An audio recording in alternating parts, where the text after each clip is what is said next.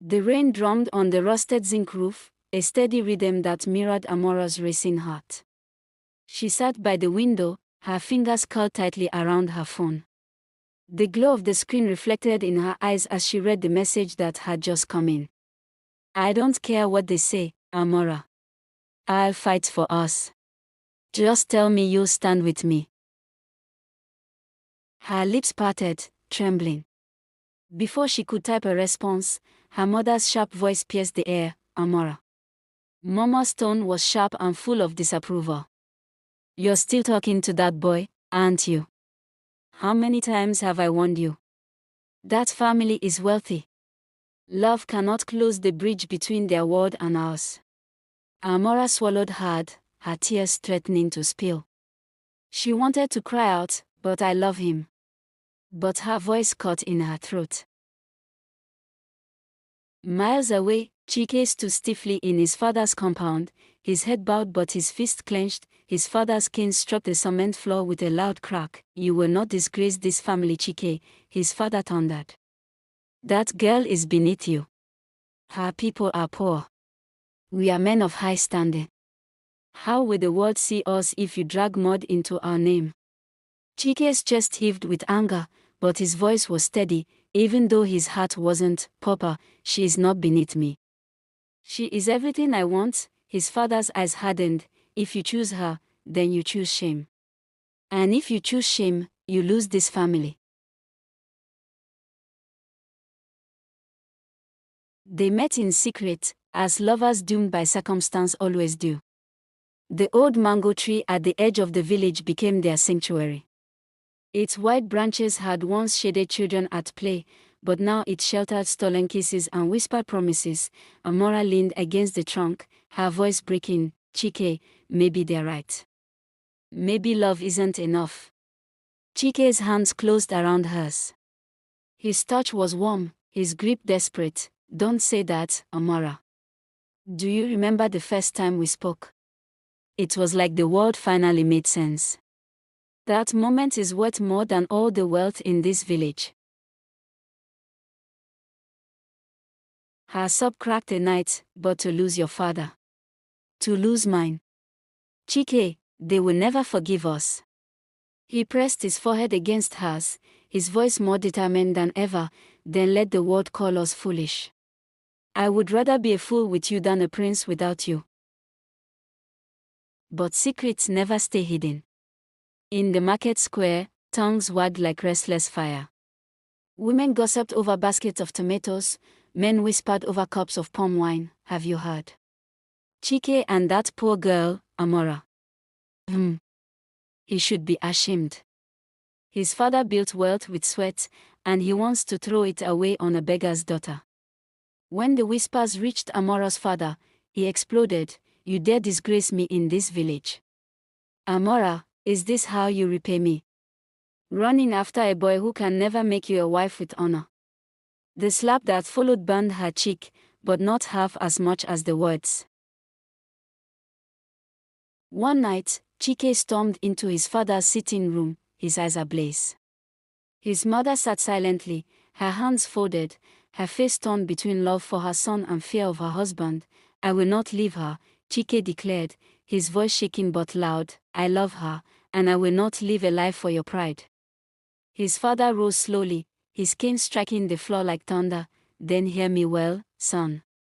If you step out of this house for her, do not return. You will not inherit a kobo from me. You will not bear this family name." Chike's breath caught, but he did not waver. He looked at his mother, searching for strength in her tear-filled eyes, then turned to his father. "Then I choose love." The news shattered Amora's home like a storm. Her mother wailed. Her father threatened to disown her. Yet in the silence of her small room, Amora clutched Chike's handwritten letter, its ink smudged with her tears. "I have nothing now but you. If you are with me, then I have everything. But love is heavy when it carries the weight of two families' wrath." The days grew harder. Chike found doors slammed in his face, old friends turning cold. Amora's mother wept each time she looked at her, convinced her daughter was cursed. One night, under the mango tree, Amara whispered through her tears, "Chike, maybe this is God telling us to stop. Maybe if we let each other go, our families will find peace again." Chike cupped her face with his palms, his tongue brushing her tears away. "Peace without you is emptiness. Let them curse, let them hate, I will not let go." His voice cracked as he spoke, but his grip on her was unyielding. But fate is cruel. One evening, Amora's father arranged a meeting with a wealthy suitor from the city. He was older, polished, and promising riches her family had never known. "Say yes, Amora," her father commanded. "Marry him, and your future will be secure." "Forget Chike," Amora's heart rebelled, but her silence was taken as agreement. When word reached Chike, it felt like knives piercing his chest. He staggered to the mango tree, clutching the trunk as if it could hold him upright. "After everything," he whispered to the night, "is this how love dies?" On the night Amara was to meet her suitor, Chike appeared at her window, his face pale but determined. "Run away with me," he whispered. "Let's leave this village, leave everything behind. We may have nothing, but at least we will have each other." Amora's tears streamed down. Her heart screamed yes, but the faces of her parents haunted her. She shook her head, sobbing, "I can't, Chike. I can't abandon them." Chike's voice broke like a shattered drum. "You are really going to abandon me?" Time became a cruel companion. Amora was married off to the wealthy suitor, but her laughter never returned. Her eyes, once bright, dulled like embers smothered by ash. She bore children, kept a fine house, and fulfilled her duty, but her heart wandered to the mango tree where dreams once bloomed. Chike, too, left the village. In the bustling city, he worked, struggled, and eventually built a modest life. Though hardship bent him, it never broke him.